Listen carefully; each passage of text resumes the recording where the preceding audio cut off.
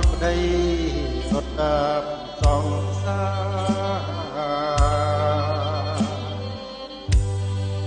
គឺមួយរូបបងគូស្នេហាបានជាជីវ៉ាប្រហាស្នេហ៍បងតែបើរូបប្តីត្រូវស្រីបត់ផាត់អាណិតជីវិតកូនស្រីយើង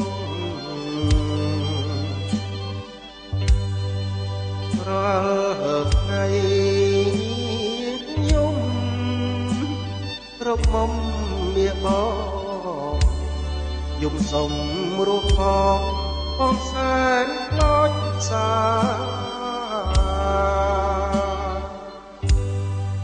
មើលអស់ធម្មជាតិមានញាតិជួយព្រួយឯរូបខ្ញុំមួយព្រួយតែឯកា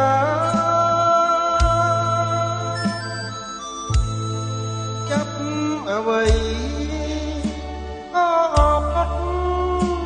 ឲ្យស្លាប់ចិនដាគង់វែងវាសនាហាទុកសែនធំ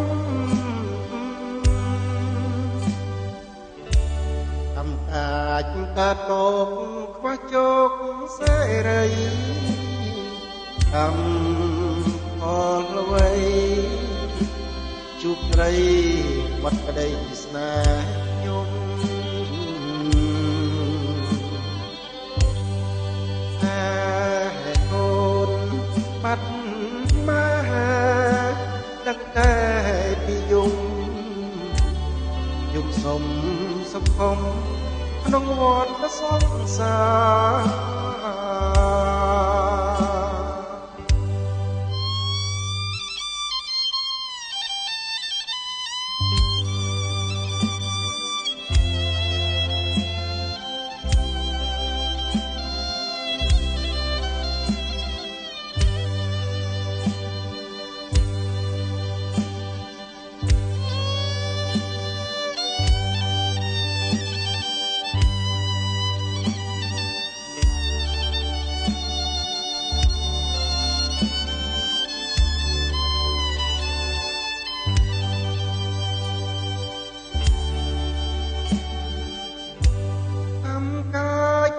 ម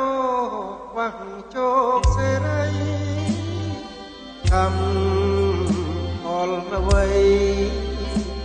ជួបត្រីបាត់ក្តីស្នេហ៍ខ្ញុំ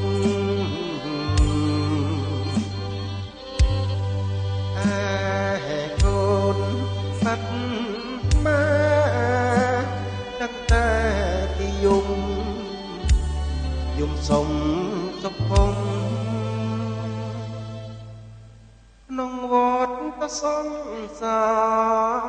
រ